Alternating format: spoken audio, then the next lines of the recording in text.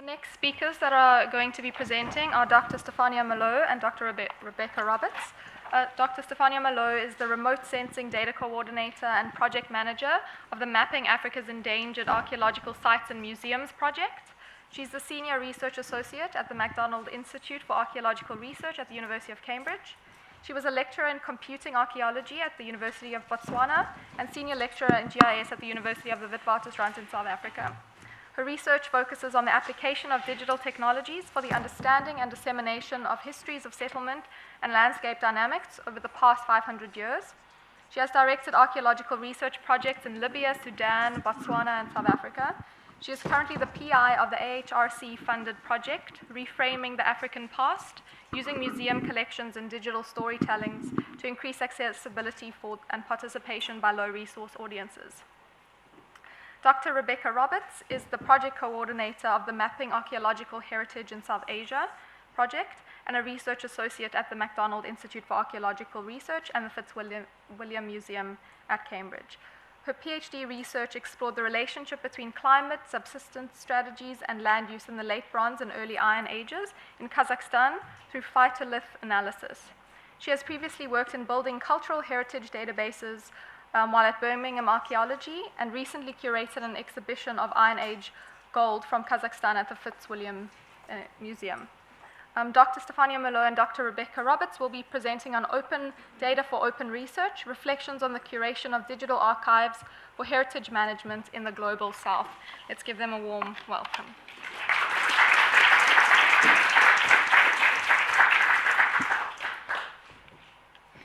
Thank you, and thank you to Mandy for organising the conference, and to Sasha and the Open Data team for the invitation to speak here today. We're both standing up here because we're talking about two projects which are running in Cambridge. They are very similar in many ways, but we have differences that we wanted to explore and bring out in our talk today. We chose this cover slide. This is a composite of light visible from satellites in the world.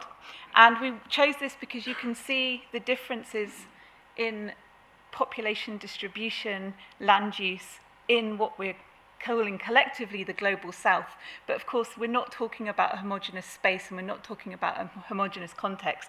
And this is really what we want to talk about in our talk today.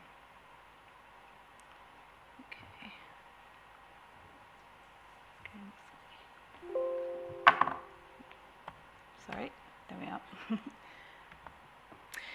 So our projects are the Mapping Archaeological Heritage in South Asia project and the Mapping Africa's Endangered Archaeological Sites and Monuments project. They're both hosted here at the University of Cambridge at the MacDonald Institute for Archaeological Research. And we're funded by Arcadia, which is a UK charitable trust, which has a remit to fund projects which will promote open data and the documentation of data for open dissemination. So we have the same mandate, we have the same funder, we're based at the same institution, but actually we are facing different issues, and we're grappling with different questions within our projects. And we are finding this process of reflection between our projects extremely productive, but also finding that common ground where we can start to answer some of the questions that we raise. And what we'll talk about today is really raising more questions than we're going to answer, and we hope to have more discussions with people perhaps in the break about our projects as well. So to give you my position within the project, these are not two one-woman shows that we're talking about. These are large projects with multiple people employed within them and multiple collaborators and stakeholders. So my role as project coordinator is really to be the point of making things happen, so to bring people together into a room, to enable them to do their jobs. I am based in Cambridge. Our PI is Professor Cameron Petrie, who for many years has been working in South Asia, in India and Pakistan, to understand landscape dynamics and working with collaborators and stakeholders. We have a team of about 10 people here in Cambridge, which includes postdoctoral researchers, research associates, administrators, database and training people.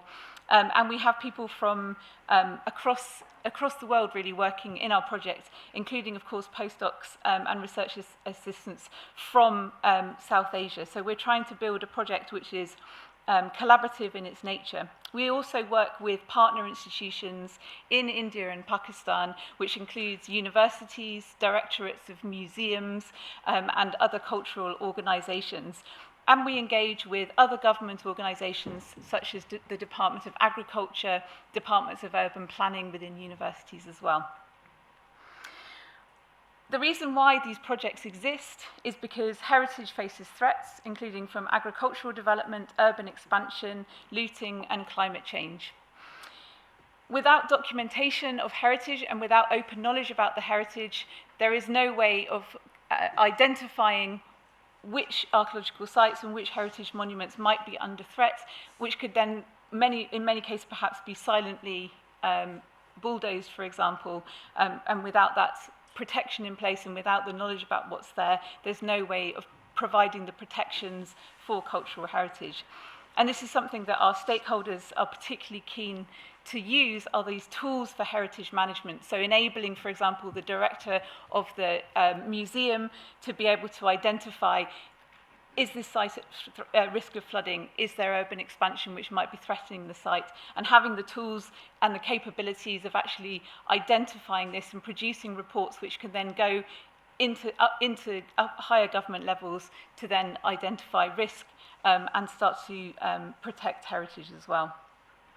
We're building on a large amount of background research, and we have previous publications and work that people have been publishing for many, many, many years. So we're not starting out afresh, we're actually building on a huge legacy from all of our partners and collaborators.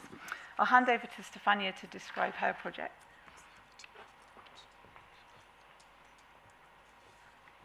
The remit of our project is very similar to the remit of Rebecca's project, and this is by design because we have been given a specific mandate by the funders of the project. And I think what I would like to reflect upon as I describe the project as it's developed for the African continent is to flag the fact that there are a lot of power dynamics between the funders, us as researchers in Cambridge, and all our partners and collaborators that are placed both in Europe, in particular in the UK, and in the African continent.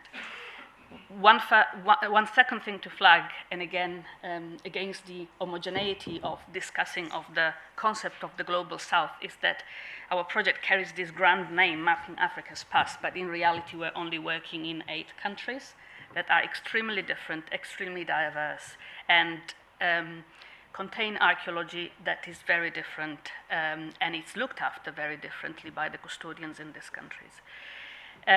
Again, I'm also the manager, so-called, of this project, and I'm not the principal investigator, and I'm not even a co-investigator in this project. So there are power dynamics inside our team itself. And I think this all plays out into what then becomes open and conversations about what is open, what is closed, and what is our positionality in it. Again, the remit is very similar. We operate in 8 African countries. We have a larger team. In Cambridge, actually, at the moment, we're only 3 people.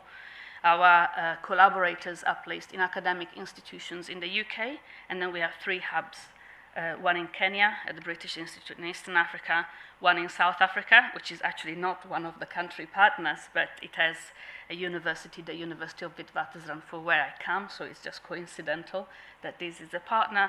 And IFAN, Université Cheikh Anta Diop in Senegal, is also one of our academic partners, and we work with custodians of archaeological sites and monuments in all of these countries. And we have researchers across all of these countries, so it's a very diverse, very large team of 25 people. So again, we thought it was important to offer the positionality of where this project is actually based, where the money is channeled through, which is Cambridge, and where then it's distributed to fund this project as well, because I think that makes a difference.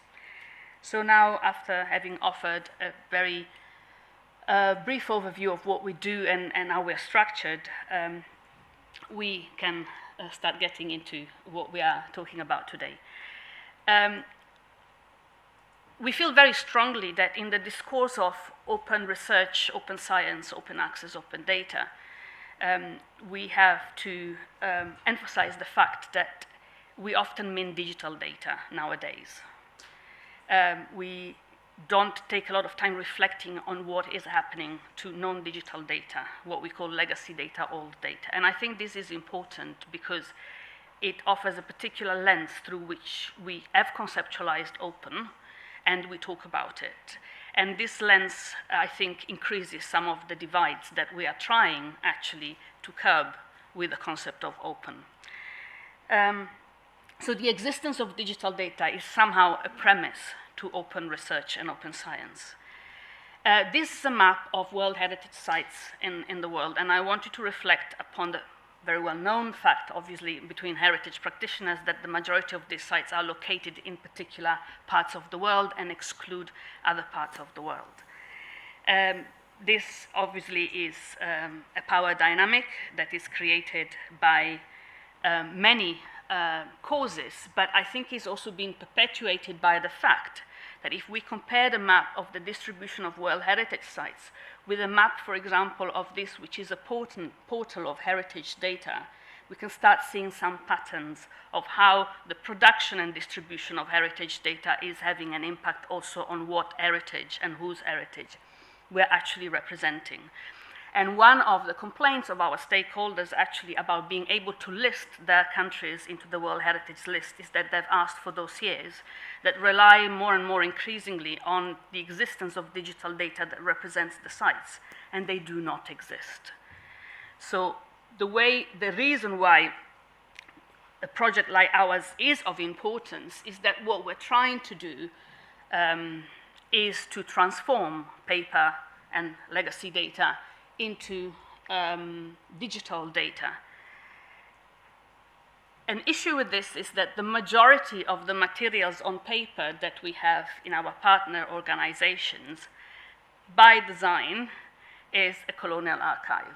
The tradition of recording information on archaeological sites, the importance of particular archaeological sites, the importance of heritage itself, is somehow a colonial construct as well.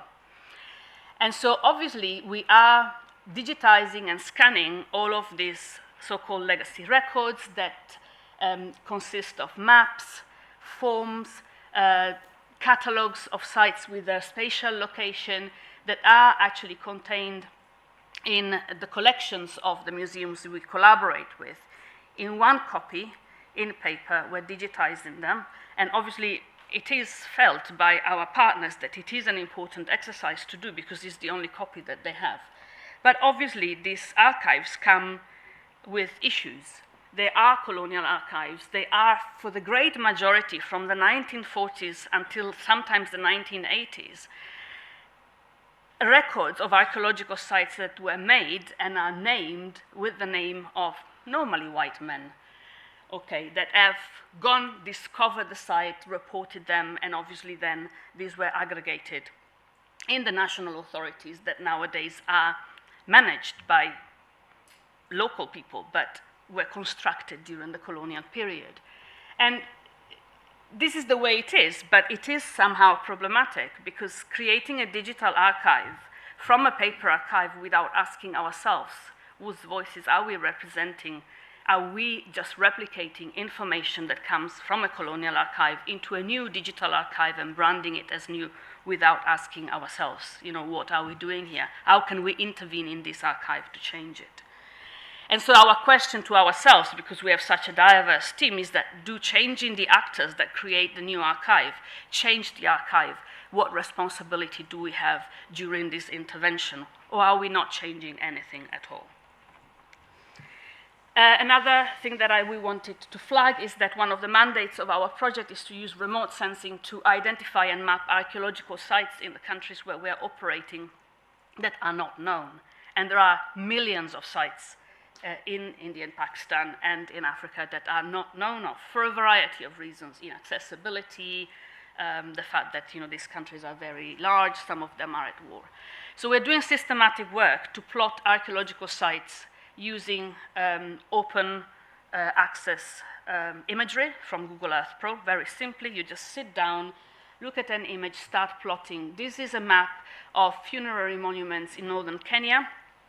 Some are ring cairns, some single cairns.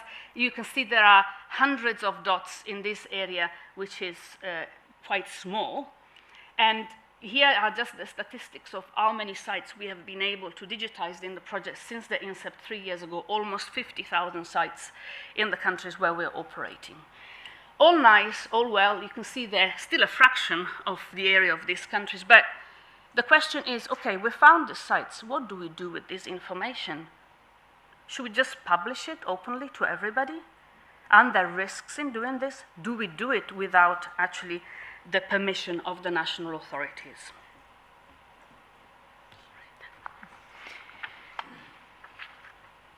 So again, we come back to this, the fact that we're working with colonial legacies and with colonial archives, many of which actually are based now here in the UK and which are inaccessible in our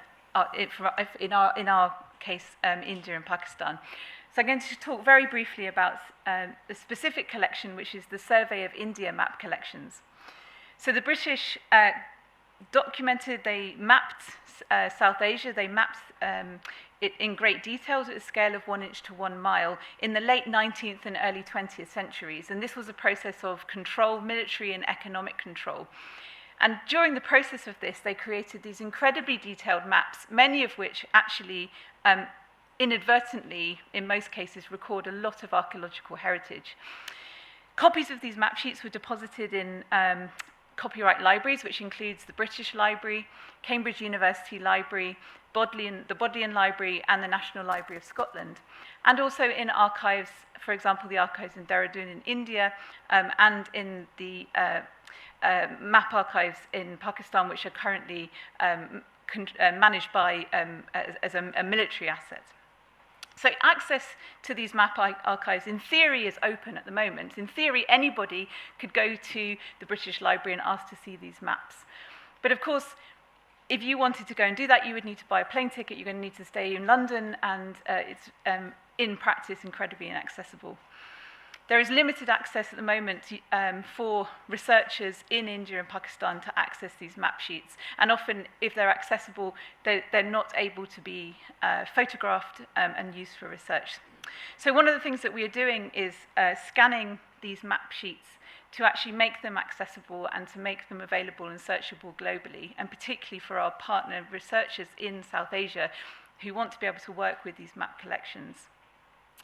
So we're scanning the maps at high resolution. We're georeferencing them, which means that we're just placing them and giving them a real-world geography, so they're usable as a digital map as well as an image of a paper map, and transcribing all the metadata about them, making this searchable within our database. Using the International Image Interoperability Framework to make sure that we have data which is findable, and this is the big issue of what we're doing, is making how it's all very well putting these things out there online, but if they're not findable, they're not accessible, then nobody's going to end up using them. And this feeds into what we're doing with our database. So we're creating digital heritage databases, and these are using open source software, which is a project funded by the Getty Research Institute, along with Arcadia. And we're both using the same software platform to build our databases. It's open source, it's web-based. We're using a set ontology. We're using the SciDoc CRM ontology, which is a way of describing the relationship between terms that we are using to identify the different types of archaeology and archaeological heritage. So, for example, if you have a temple, what is the relationship between the temple and the well which situated within the temple? So it's quite structured, which comes with its advantages and, of course, disadvantages.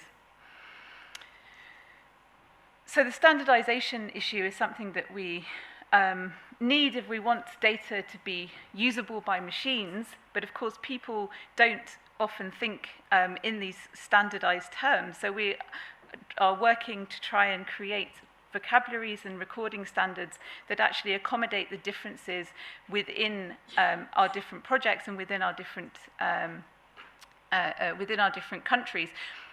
But the advantage of standardization is that you can then create language interoperability. So we have terms, for example, which we can think about. So if we talk about a pit, are we all talking about the same thing? If we talk about a kiln, are we all talking about the same thing? If we can come to an agreement in general about these things, then we can start to make them truly interoperable. We have here our database, which we've translated so far into Urdu, so it can be searched. And then we're creating controlled vocabularies that will allow us to translate. Then you could translate into as many languages as you like, as long as you've agreed on that term. Of course, there are inherent problems with trying to get a high level of standardization, because nowhere is standard, nowhere is going to agree completely on terminologies, on chronologies. We have the example here of the work that Stefania's been working on with African chronologies. On the left here is the comparative chronology from Wikipedia. If you read your way down that list, you may notice that there is an entire continent missing from this list of chronologies, and that is Africa. So in our current knowledge systems, agreed chronologies and so-called global universal chronologies are missing. There are huge amounts of data which are just not within current structures. So this is something we're working, Stefania is working to sort of rebuild and build these chronologies from the ground up, so that we can then feed into this global conversation, because at the moment, so many aspects are completely overlooked. We acknowledge that we're on a data spectrum, so we have a mandate for open data. We would love all of our data to be open, but of course, when we're talking particularly about archaeological heritage, we have concerns about opening unprotected sites which could be looted, and we acknowledge the fact that actually we're not the ones who make the decision about what will be open. These data, we're not creating the databases for us, we're creating them with our stakeholders who may be, who are heritage managers, who are researchers, who may have concerns about what parts of data are open. So we need to acknowledge that actually we're working along a spectrum, and it's a spectrum which ultimately will not be of our choice. And we need to be sensitive to the fact that some of the things that we may consider absolutely fine to open, we may have somebody tell us, no, this is not acceptable. I don't want everybody in the world to know where my particular site is that I hold sacred, not because it's archaeology, but because it has an active use within my community. So these are questions we need to be really thinking about. You know, how do we accommodate the sort of global heritage and celebrating heritage as a global asset, but actually acknowledging that it has its own place and its own community who hold different values to the ones we may assume it holds. Also, the fact that open doesn't mean free. Digital data is not, open digital data is not free. You need to have a device to access it on. You need to have the capability of accessing your digital data. So the example here we have, you can see the amount of GDP that's invested in, the percentage of GDP that's invested in science and technology in different countries. And this is reflected on the right-hand side, where you can see the actual cost of a 1-hour Zoom call as a percentage of GDP.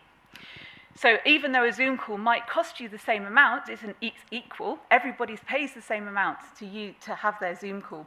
It's not equitable. There's actually a differential cost in terms of the percentage of your salary that it would cost you to have a computer and a broadband connection, as you can see there in India, compared to what it would cost us here as a percentage of what we're earning and the infrastructure that we already have in place. And infrastructure really matters. What we're creating with our open data is imagined from our own infrastructure and from the technology that we have.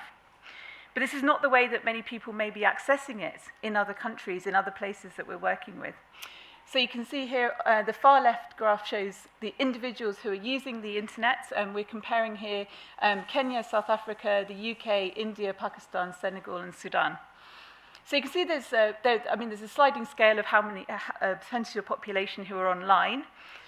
But you know, we've got fairly high engagement. When you look then and compare it to mobile subscriptions, again, the United Kingdom is actually third there on the list of the number of people who actually have a mobile subscription. So we've got really high mobile usage. So a lot of people are accessing data online on a mobile phone or with a mobile subscription.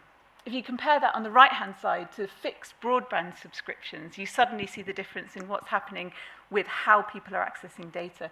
So the United Kingdom has a huge number comparatively of fixed broadband subscriptions compared to Sudan, where a very, very small percentage of the population will be accessing it on a broadband subscription on a laptop. So this comes really to scalability and navigating the scales of engagement from the individual up to government institutions. And we need to be aware of these power imbalances in how people are accessing data or using digital tools. The graph on the left shows the gender gap in internet use. So you can see there are certain countries where there is a huge gender gap between men and women using the internet. There's also a gap in the power imbalance in terms of age of people who may have a digital know-how versus those people who are making the decisions. So the dark blue bars at the top show the percentage of the youth population, so age 15 to 24, who are using the internet, versus the rest of the population. So the young people who may not be they may not even be eligible to vote, let alone be in positions of power, perhaps have all the technical know-how. Those people who are in power maybe don't have the technical know-how to use these tools. So we're talking about very different power balances when it comes to access to digital data. I'll leave Stefania to finish. And I think I'll probably conclude by leaving this set of questions up for discussion. And these are questions that are stemming from our ongoing discussions with national authorities in particular, or universities or other stakeholders in our project. And they come directly from them, and they're the questions that we are grappling with on a daily basis. And I've written them in different scripts because actually they are representing different voices and contrasting voices within our conversations on, first and foremost, who owns the data, who owns the data that we are producing, but how do we cope with the variable infrastructure that we have and range to who maintains, whose responsibility. You're coming with your project, investing into creating the data, how long for will you maintain it in our own environments and with us as beneficiaries, and importantly, who benefits from the data. And again, power dynamics. We're working with national authorities. They do represent local communities, but with their own voice, and sometimes with a contrasting voice. So what are the implications and what are the questions that we are trying to grapple with in reconceptualizing the idea of open as we engage with different ideas of what openness is and what information on heritage should remain in the realms of the power structures of national authorities and what should be released out there for the rest of the population.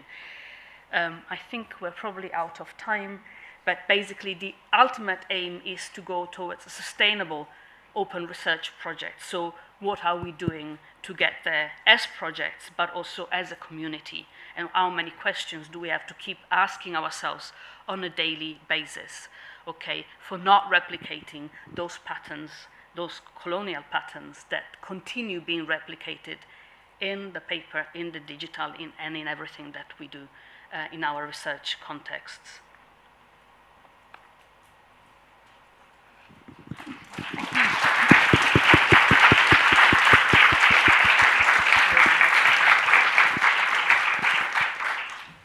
Hi, thank you for the presentations. They were great. My question is actually about collaborative teams and the relationship between the kind of collaborative teams that need to be built to think about digital projects and digital justice, if you like, and the equalities and questions of power operating across the teams. It's really interesting. You're the project managers and the PIs are not here.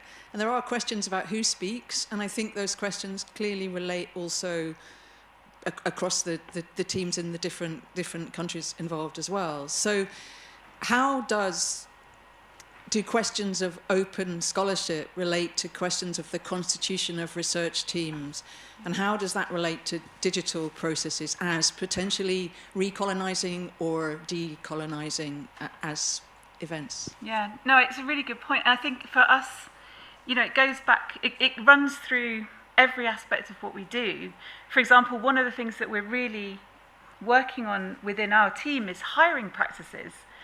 So even before you have the team, you need to imagine what it might look like, or look at the way that we hire people, the way that Cambridge is set up to actually hire people within the university. And this is something that we've really been thinking about and working with. You know, we need to think, if we're writing a job advert, we can't just use the template that's been used 1,000 times before within the university, because actually there may be language in there that is excluding groups. There may be language in there which makes people self-select out of the application process. And also how it's shared. You know, not everybody knows that Cambridge has a jobs website that they would go and look at. So, you know, for example, we look at who's using media in different ways. So, for example, if you're in India, actually using LinkedIn and WhatsApp is the way to disseminate your information. So we create adverts that can be easily forwarded on WhatsApp and shared around so that people can find the adverts. So I think those questions, they run all the way through. It's not just a question of, we've got the team together, now how do we make it work? I think you need to go right back to these bigger structural issues, particularly at the university, about how we're hiring people, how we're creating our teams to begin with, and then rethinking how we're working and building our teams together. And does that relate also to publishing practices and co-publishing and open publishing? Yes, as something... open practicing and acknowledging. I mean, it's interesting as well. I mean, I know perhaps in Siddharth, you mentioned the monograph and the role of the sort of the sole author creating, you know, the big monograph. And particularly, I know in English this is something that's, you know, you need to write the sole authored monograph to make your name. And I think in archaeology, we're kind of bridging humanities and sciences, as it were, but we need to become more used to seeing loads of authors on a paper, and that just becoming the norm. And there's that strength in including authorship. So we have authorship policies. I don't know if, you know, we have... Yes, we do, and we've encountered a lot of issues. Like, we are submitting, for example, now all of our papers for conferences with the name of the project. It's still a brand, let's call it like that, but at least it's a collective. And we have an enormous pushback. Oh, who is going to present? Can you not give us a name from the conference organizing? And we're like, no. And it's been so difficult. So it's micro practices that we're trying to do, and they've encountered so much resistance. I like that concept of, you know, the fugitive, or, you know, the difficult. We are the difficult so-called intellectuals. And in terms of how it is to work as a group, it is difficult. I mean, even just to organize meetings, when you start organizing weekly meetings, these are not one-off. For a group that is across a 4 hours difference, it's complicated, and we all have to make compromises, and we all have to, you know, work within that framework. So there is a lot of thinking behind it. There is a lot of arguments that we have with one another, and a lot of dissatisfactions. But at the same time, I think we personally and as a collective believe that we can compromise with this work not coming out at that fast pace that is expected to come out, but trying to enact micro practices that make a difference, at least for now internally. We're not hoping, you know, to change the world, but... Thank you.